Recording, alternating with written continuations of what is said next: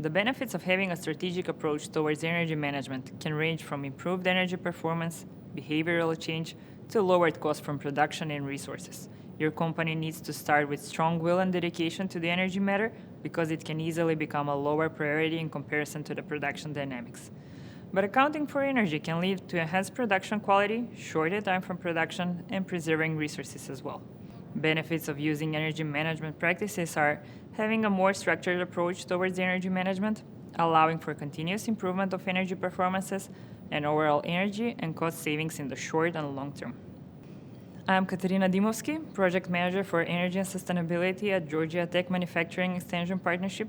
Our team conducts energy audits across state to help companies see elements they might overlook and give recommendations and guidance for the future.